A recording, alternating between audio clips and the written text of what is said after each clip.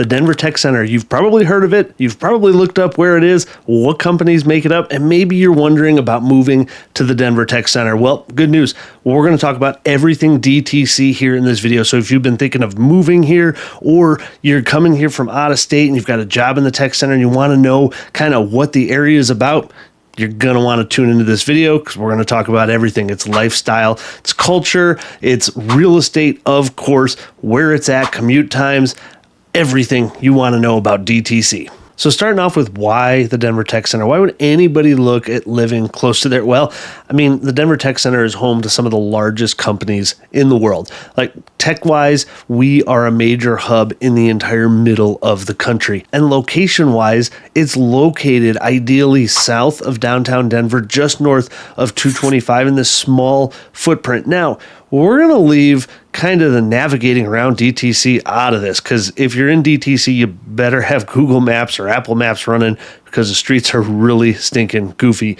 But if you're looking to move here and be close to where you work in the Tech Center, you're going to find something really interesting because, well, the Denver Tech Center isn't actually a city. So if you were to just go onto Google Maps and search for the Denver Tech Center, you're going to see it actually lays out this map of, well, it's kind of only a handful of streets east to west and north to south. And in that footprint, I don't even know how many properties there are, but we're going to find out, but it's not very many. So when people say they're looking to move to DTC, I'm going to broaden this out a little bit into the zip code of 80111, and that does fall into Greenwood Village, which we've got a whole video on just Greenwood Village in general, but this falls within Greenwood Village jurisdiction. And so you can see 80111 is a bit bigger. It's more like a mile to a mile and a half east to west, north to south. This is really what I would consider to be DTC. If someone said, hey, they lived in DTC,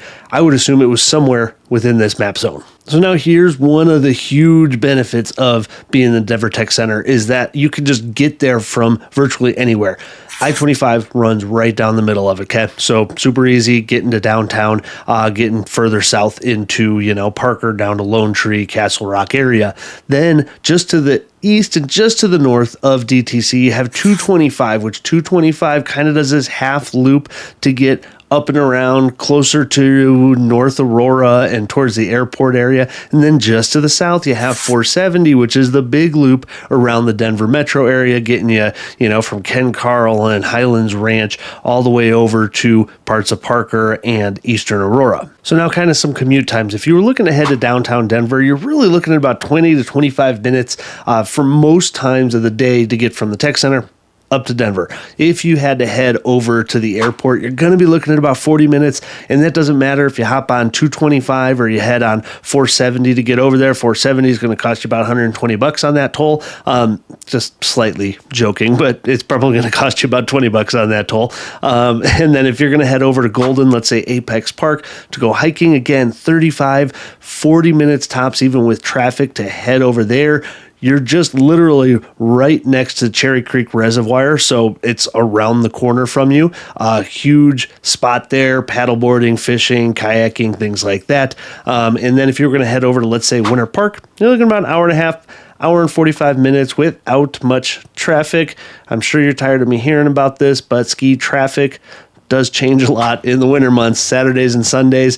Depending on what time you leave, it could take you 2 to 3 hours to get to most of the ski spots there. And just for the average overall commute time, it's really hard to find stats just on DTC because it makes up part of Greenwood Village. But Greenwood Village, you're about 20 minutes on your average commute. But if you live in DTC and you work in DTC, you're within 5 minutes of pretty much anywhere. And welcome if you're new here. My name's Alex Saldana. I've been a local Denver real estate agent since 2010, and I love helping people answer their questions about Denver on this channel. So if you have any questions, feel free to reach out to me, call me, text me anytime. I got you covered.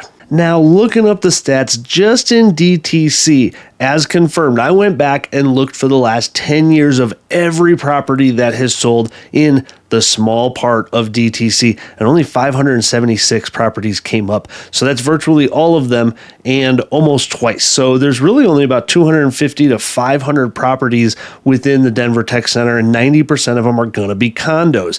You're going to have a small smattering in the southern part of DTC, and then you've got a little neighborhood of some single family homes that are well into the millions. And then you've got this other little tiny pocket. But again, most people probably wouldn't consider this, DTC as a city saying that they live there. They'd probably say they live in Greenwood Village, I'm going to assume, or just buy DTC. Like, not many people associate themselves with living in DTC. So what have real estate prices done in the last decade? Well, they've done pretty much what most of Denver has done. So if we look here for 80111, remember this is a little bit bigger footprint, so we can actually get some real stats here. We can see that our median price was hovering in the mid 400s. So that's still telling me back then in 2014, like, it was still a pretty pricey area. And we can see today we're in the 800s, so it's more than doubled, which has been the trend of pretty much everywhere around the country. So not super surprised here. So what's actually available today in the Denver Tech Center and the surrounding area that you can buy? Well, we're going to go over what this list looks like. And there are some more affordable options in the 300 to 400 zone for some of the condos. And then around the median price in the 800s, there are a few single family options still. And then we're going to show you some incredible properties well north of $1 million that are available today in the Tech Center.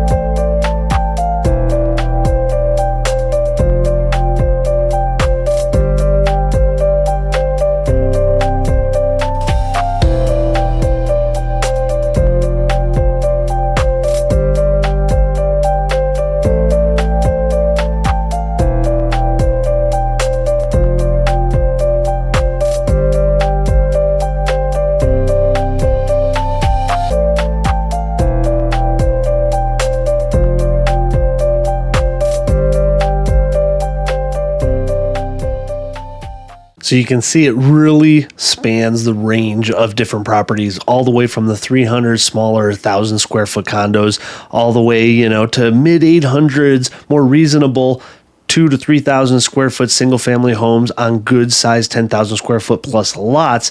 And then you have the monsters at 2, 3, even up to $4 million with some interesting penthouses that I didn't show you. But if you want to see those, just make a comment below and I will make a video directly on some of the craziest properties that are around the Denver area, and DTC definitely has a couple of them. And if you are looking for properties in the Denver Tech Center, check the link below. I will have a list of preferred homes that you can see today that are available, because let's be real, the average days on market right now is about 2 weeks in the entire Denver market. So what you just saw, by the time you saw this video, probably isn't actually for sale. But link below in the description, you can see a list of all the properties in the Denver Tech Center, and you can actually have those delivered to your inbox every single day. So now what about everything else around the Denver Tech Center? Well, this is where I love to go to niche.com, and we can look at their report card to see how everything else falls. Jobs, schools, outdoor lifestyle, like everything that you would want to know. And again, I'm going to have a link in the description below that you can check out niche.com, kind of dig into all these numbers a little bit further. But let's take a look here. So we can see, starting with their public schools, they get rated as an A+. So we're looking at mostly the Cherry Creek School District. So the Cherry Creek School Districts, if you know, are one of the top rated districts in the country. So they take up a large part of kind of South Aurora and Greenwood Village, parts of Denver, but they're extremely highly rated from their elementary, their middle school, and their high schools. Nightlife, we've got an A. Look, in the Denver Tech Center, there's a lot of incredible restaurants. And some of the top rated restaurants in the Denver metro area are in DTC. You have Shanahan Steakhouse. You have Hapa Sushi, which is incredible. You have Del Frisco's. I mean, these are some top-notch restaurants.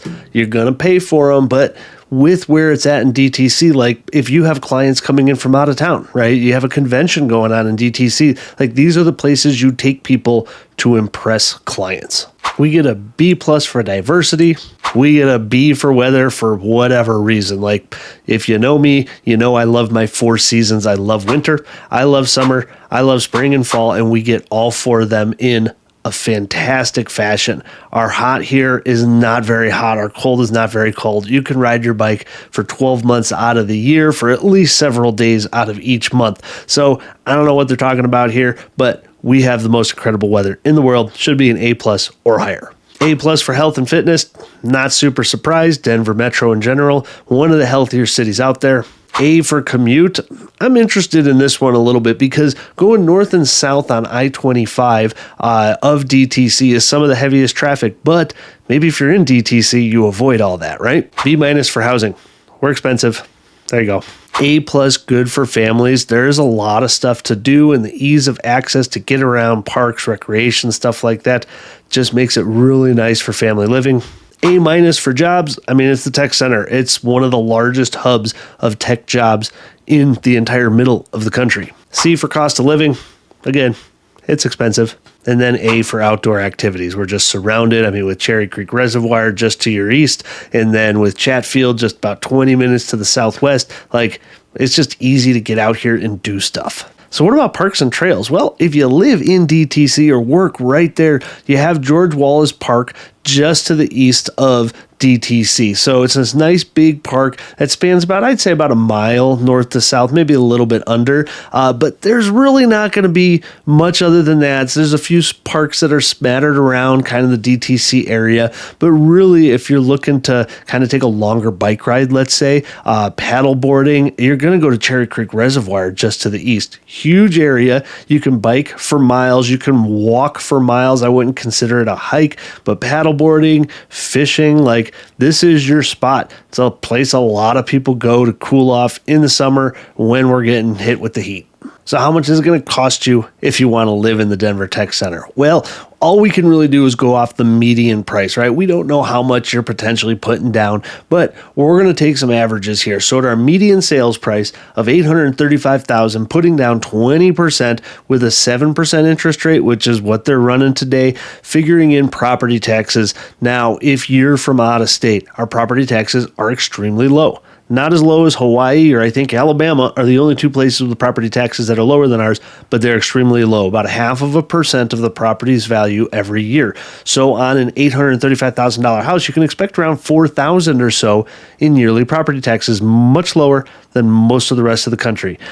Calculating in some homeowners insurance here, about $300 a month, you're looking at about $5,100 a month for your monthly payment. Now, if you were to put down the minimum of 5% on that same loan, which start to get a little bit risky, I would say most lenders wouldn't really like you in the 800s just putting down 5%. But hey, you can still do it. You're looking at about a $6,000 a month payment to be in DTC with the median price. Now for the overall cost of living, there's really no way to narrow it down just by DTC or even the zip code of 80111. We really have to look at all of Greenwood Village. But I think that gives us a good benchmark. But what we can see here is that we're higher than the national average, which is not uncommon.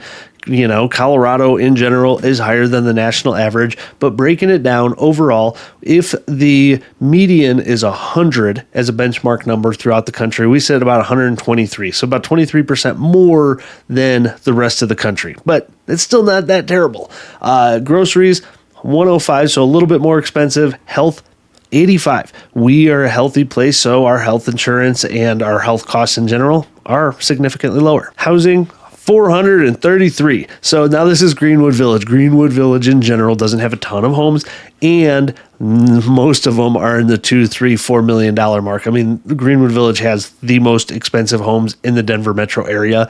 If your budget is $15 million, I got you covered. Let me know. There's plenty of stuff to look at that zone in Greenwood Village. Utilities fall just a little bit under the national average. Transportation, a little bit more. Everybody drives a car here. It's just what we do. And then miscellaneous, everything else at 153. So we're a bit higher than most places for the cost of living. But really, our cost of living is a direct correlation to our quality of living. And the quality of life here is just phenomenal. Our weather, we have all the major sports teams are hiking, biking, skiing. Like, it's all literally outside your back door, ladies and gentlemen. And the Denver Tech Center just happens to be a remarkable hub where lots of startups go, lots of tech companies go and are seeking out talent all along the Front Range for some of the best, biggest companies in the world. Now, I'm sure this brings up questions, and I'm here to answer them. Call me, text me. My phone number is right here.